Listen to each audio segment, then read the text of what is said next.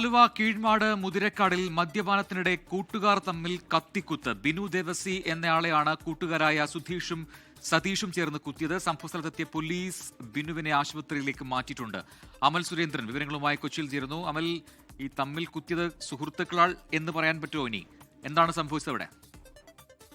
പ്രജിൻ, അല്പസമയം മുൻപാണ് ആലുവ കീഴ്മാട് മുതിരാട് പറയുന്ന സ്ഥലത്ത് വെച്ച് 4 സുഹൃത്തുക്കൾ ചേർന്ന് മദ്യപിക്കുകയായിരുന്നു. ഇതിനിടയിൽ ഇവർക്കിടയിലുണ്ടായ വാക്ക് തർക്കം ആണ് ഇപ്പോൾ ബിനു എന്ന് പറയുന്ന അയാൾക്ക് കുത്തേൽക്കുന്ന ഒരു സാഹചര്യത്തിലേക്ക് പോയത്. ഇദ്ദേഹത്തെ കുത്തിയത് സതീഷ്, സുധീഷ് എന്ന പേരായ 2 പേരാണ് ഇയാളെ കുത്തിയതിനു ശേഷം ഇവർ 2 പേരും ഒളിവിൽ പോയിരിക്കുകയാണ്. ഏതായാലും സംഭവം അറിഞ്ഞ സ്ഥലത്തെത്ത എടത്തല പോലീസ് ഏതായാലും കുത്തേറ്റ ബിനുവിനെ ആശുപത്രിയിലേക്ക് മാറ്റി. ആദ്യം ആലുവയിലെ ജനറൽ ആശുപത്രിയിലേക്കും പിന്നീട് അവിടെ നിന്ന് കളമശ്ശേരി മെഡിക്കൽ കോളേജിലേക്കും ഇദ്ദേഹത്തെ മാറ്റി. ഇദ്ദേഹത്തിന്റെ സ്ഥിതി അല്പം ഗുരുതരമാണ് എന്ന് തന്നെയാണ് നമുക്ക് മനസ്സിലാക്കാൻ സാധിക്കുന്നത്. ഈ ഒളിവിൽ പോയ 2 പേർക്ക് വേണ്ടിയിട്ടുള്ള തിരച്ചിൽ പോലീസ് നടത്തുന്നുണ്ട്. അതോടൊപ്പം തന്നെ ഇവരുടെ ഒപ്പം ഉണ്ടായിരുന്ന മറ്റൊരാൾ പോലീസ് കസ്റ്റഡിയിലുണ്ട്.